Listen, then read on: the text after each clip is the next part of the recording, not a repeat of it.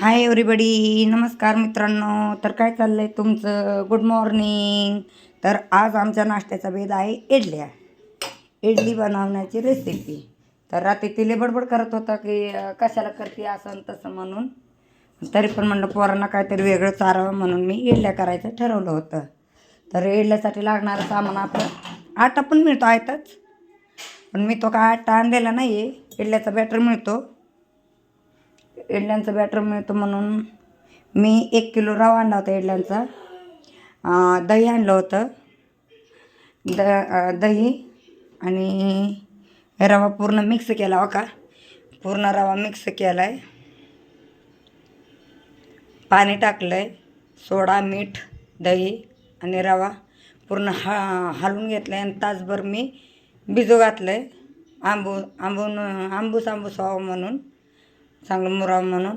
आणि थोड्या वेळाने इडल्या करायला तयार करणार आहे मी. तर चांगलं मुरून द्यायचं असतं ह्याला. मुरून चांगलं टाकलं आहे.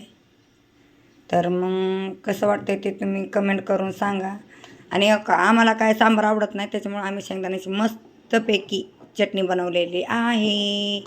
तर आमची इथली चटणी खायला या.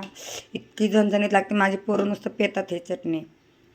तर कोथिंबीर, लसूण, हिरव्या मिरच्या आणि शेंगदाणा भाजून त्याचं कूट करून घेतलेला आहे बारीक, आणि फोडणी देऊन आम्ही आमटी बनवलेली आहे.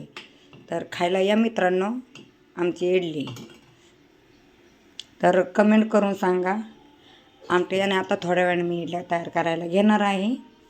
तर इडल्याचं लागणारं भांडं का इथे आहे.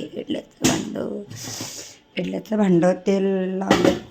आता इडल्याचं भांडं आहे, इथं तेल लावून पाणी टाकून आधान ठेवायचं आणि इडल्याचं भांडं इथं तेल लावायचं आणि इडल्या सोडायच्यात आपल्याला मित्रांनो. तर लागणारे साहित्य आपल्याला खाली घ्यायचे व तुम्हाला सांगते, बनवण्याची रेसिपी खूप सोपी आहे आणि पोरं खूप आवडीने खातात आणि चवीने खातात. पोरं सारखी म्हणतात मम्मी बनव म्हणून मी बनवायला घेतलेलं आहे.